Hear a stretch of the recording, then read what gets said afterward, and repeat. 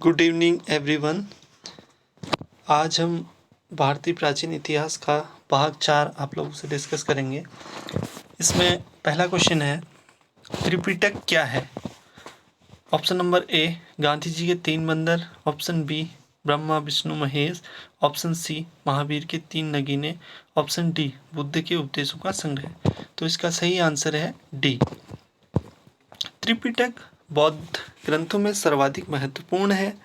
बुद्ध की मृत्यु के बाद उनकी शिक्षाओं को संकलित कर 3 भागों में बांटा गया। इन्हीं को त्रिपिटक कहते हैं। ये है विनय पिटक, संघ संबंधी नियम तथा आचार की शिक्षाएं। दूसरा है सुत्त पिटक, धार्मिक सिद्धांत। तथा तीसरा है अभिधम्म पिटक, दार्शनिक सिद्धांत। अगला क्वेश्चन है, त्रिपिटक ग्रंथ किस धर्म से संबंधित है? त्रिपिटक ग्रंथ जो है वो किस धर्म से संबंधित है? त्रिपिटक ग्रंथ बौद्ध धर्म से संबंधित है। अगला क्वेश्चन है, त्रिपिटक किसकी धार्मिक पुस्तक है?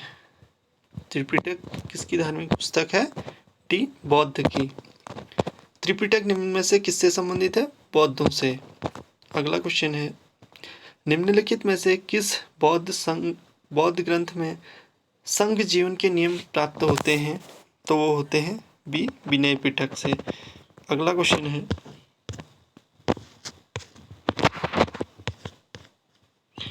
यमक बुद्ध पिटक से संबंधित है। तो ये है अभिधम्म। अभिधम्म पिटक के दार्शनिक सिद्धांतों का संग्रह मिलता है। यह प्रश्नोत्तर के रूप में है। अभिधम्म के अंतर्गत 7 ग्रंथ सम्मिलित हैं: धम्म संगणी, विभंग, धातु कथा, युगल, पंचती, कथावस्तु, यमक तथा पट्टान। अगला क्वेश्चन है, निम्न में से किस बौद्ध साहित्य में महात्मा बुद्ध ने नैतिक एवं सिद्धांत संबंधी प्रवचन संकलित किए हैं? ए, विनय पिटक। बी, जातक कथाएं। सी, अभिधम्म पिटक। डी, सूत पिटक। तो इसका सही आंसर है डी, सूत पिटक। सूत पिटक में महात्मा बुद्ध ने के नैतिक एवं सिद्धांत संबंधित प्रवचन संकलित हैं, अर्थात इसमें बौद्ध धर्म के सिद्धांत एवं उपदेश संग्रह है। जबकि विनय पिटक में संघ संबंधी नियम तथा दैनिक जीवन संबंधी आचार विचारों, विधि निषेधों आदि का संग्रह है। जातकों में बुद्ध के पूर्व जन्मों की कहानियां संग्रहित हैं। बौद्ध धर्म में त्रिरत्न क्या है? बौद्ध धर्म में त्रिरत्न क्या है? तो बौद्ध धर्म में त्रिरत्न क्या है? वह है बुद्ध, धम्म, संघ। इसका आंसर होगा बी। अगला क्वेश्चन है, प्राचीन भारत के बौद्ध मठों में पौरन नामक समारोह आयोजित किया जाता था। यह आयोजित क्यों किया जाता था? इसका आंसर होगा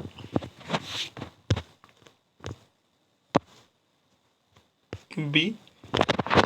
इसका आंसर है बी। वर्षा ऋतु के दौरान मठों में प्रवास के समय भिक्षुओं द्वारा किए गए अपराधों की स्वीकारोक्ति का अवसर होता था। अगला क्वेश्चन है,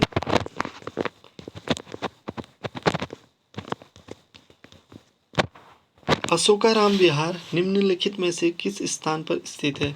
अशोकाराम विहार निम्नलिखित में से कहाँ स्थित है? ये है पाटलिपुत्र में।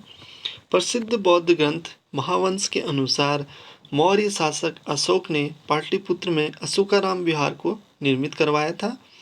इस विहार का निर्माण इंद्रगुप्त नामक थेर भिक्षु के निरीक्षण में हुआ था। तीसरी बौद्ध संगीति सभा भी अशोक के समय में हुई थी। अगला क्वेश्चन है, विश्व का सबसे ऊंचा कहे जाने वाला विश्व शांति स्तूप बिहार में कहाँ स्थित है? ए, वैशाली। बी, नालंदा। सी, राजगीर। डी, पटना। तो इसका आंसर है सी, राजगीर। बिहार में राजगीर की पहाड़ियों 400 मीटर की ऊंचाई पर स्थित शांति स्तूप विश्व का सबसे ऊंचा कहे जाने वाला विश्व स्तूप है। अगला क्वेश्चन है, बुद्ध की 80 फुट बड़ी प्रतिमाओं को बोधगया में है निर्मित की गई थी। ए, जापानियों के द्वारा। बी, थाई लोगों के द्वारा। सी, श्रीलंकाइयों के द्वारा। डी, भूटानियों के द्वारा। तो इसका सही आंसर है ए, जापानियों के द्वारा। अगला क्वेश्चन है, सर्वप्रथम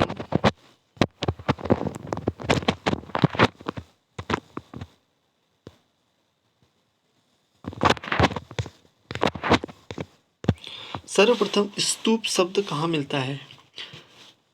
तो स्तूप शब्द मिलता है ऋग्वेद में। सर्वप्रथम स्तूप शब्द का वर्णन ऋग्वेद में प्राप्त होता है।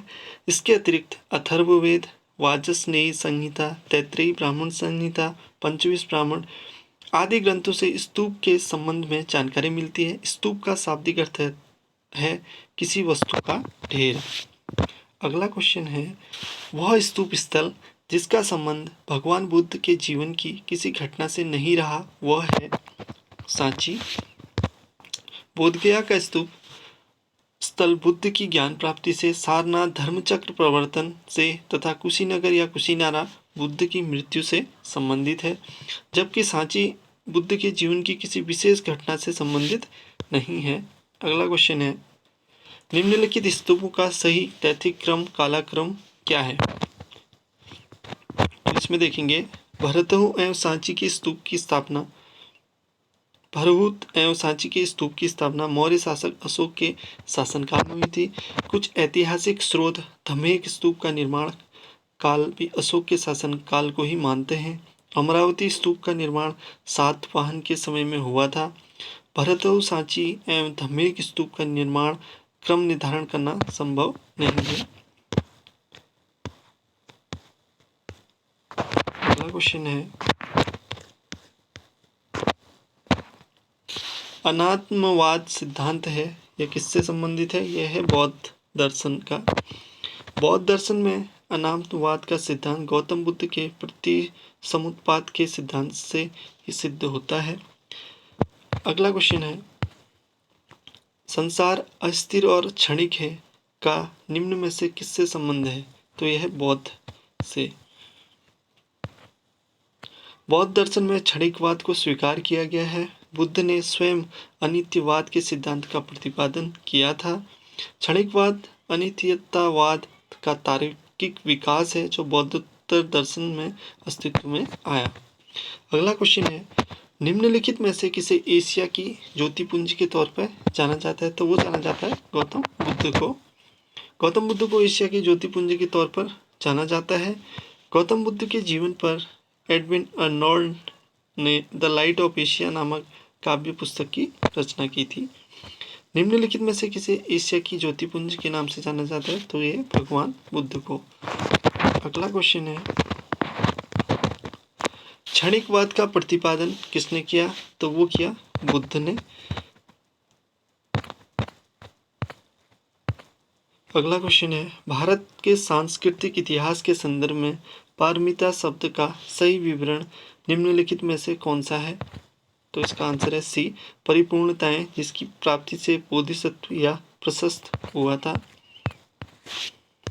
अगला क्वेश्चन है, सर एडविन अर्नोल्ड की पुस्तक द लाइट ऑफ एशिया आधारित है। जो लाइट ऑफ एशिया आधारित है।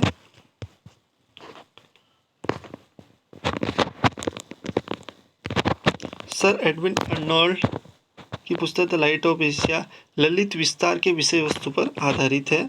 इस पुस्तक का प्रकाशन 1879 ईस्वी में लंदन में किया गया। बौद्ध धर्म के महायान और हीनयान संप्रदायों में सर्वाधिक मौलिक अंतर निम्नलिखित में कौन सा है? देवी देवताओं की पूजा। अगला क्वेश्चन है, गौतम बुद्ध को एक देवता का स्थान किस राजा के युग में प्राप्त हुआ? तो वो प्राप्त हुआ है कनिष्क के युग में।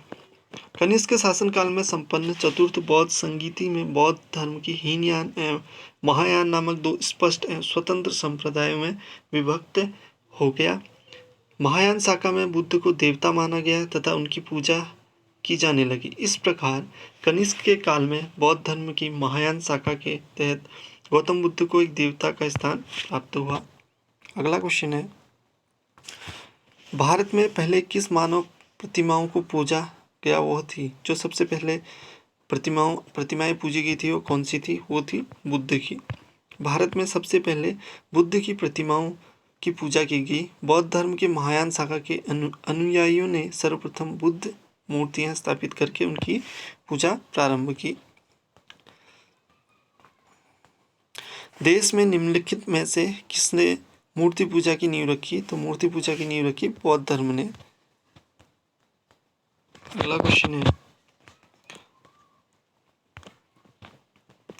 गांधार शैली की मूर्तिकला में बुद्ध के सारनाथ में हुए प्रथम धर्मोपदेश से संबंध प्रवचन मुद्रा का नाम है धर्मचक्र।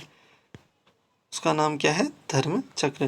गांधार कला की उत्पत्ति का स्रोत एशिया माइनर तथा हेलेनिस्टिक कला थी। इस शैली की कला का प्रमुख विषय महात्मा बुद्ध का जीवन चरित्र है। इसके अंतर्गत बुद्ध की धर्मचक्र मुद्रा, ध्यान मुद्रा, अभय मुद्रा और वरद मुद्रा आदि मूर्तियों का निर्माण किया गया है। बुद्ध की खड़ी प्रतिमा निम्न में से किस काल में बनाई गई? बुद्ध की खड़ी प्रतिमा किस काल में बनाई गई? ये बनाएगी कुषाण काल में। कुषाण काल में ही गांधार एवं मथुरा कला शैली के तहत बुद्ध एवं बोधिसत्वों की बहुसंख्यक मूर्तियों का बैठी एवं खड़ी स्थिति में निर्माण हुआ। पी.एस. अग्रवाल के अनुसार सर्वप्रथम मथुरा में ही बुद्ध मूर्तियों का निर्माण किया गया, जहां उनके लिए पर्याप्त आधार था। ह्वेनसांग के विवरण के अनुसार बुद्ध की प्रथम प्रतिमा कौशाम्बी में बनी थी, परंतु अनेक विद्वान महात्मा बुद्ध की प्रथम प्रतिमा के निर्माण का श्रेय गांधार कला को देते हैं। अतः निश्चित तौर पर यह नहीं कहा जा सकता कि बुद्ध की प्रथम प्रतिमा कहाँ बनी। अगला क्वेश्चन है, बुद्ध की प्राचीनतम प्रतिमा किस शैली में प्राप्त होती है? तो वो प्राप्त होती है इनमें से कोई नहीं। बुद्ध, अगला क्वेश्चन देखेंगे, भगवान बुद्ध की प्रतिमा कभी कभी एक हस्त मुद्रा युक्त दिखाई गई है, जिसे भूमि स्पर्श मुद्रा कहा जाता है। यह किसका प्रतीक है?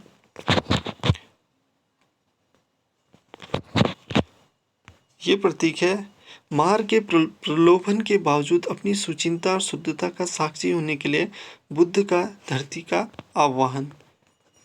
अगला क्वेश्चन है, भूमि स्पर्श मुद्रा की सारनाथ बुद्ध मूर्ति संबंधित है, वह है गुप्त काल से। भूमि स्पर्श मुद्रा की सारनाथ की बुद्ध मूर्ति गुप्त काल से संबंधित है। इसकी आध्यात्मिक अभिव्यक्ति गंभीर मुस्कान एवं शांत ध्यान मग्न मुद्रा भारतीय कला की सर्वोच्च सफलता प्रदर्शन करती है। अगला क्वेश्चन है, सारनाथ की भूमि स्पर्श मुद्रा वाली बुद्ध प्रतिमा कालांकित है, भी गुप्त काल से। अगला क्वेश्चन है, भारत के सांस्कृतिक इतिहास के संदर्भ में निम्नलिखित युग्मों पर विचार कीजिए। इसका सही आंसर है बी, फर्स्ट और थर्ड, परिव्राजक, परित्यागी व भ्रमणकारी, और सी है बौद्ध धर्म का साधारण अनुगामी उपासक।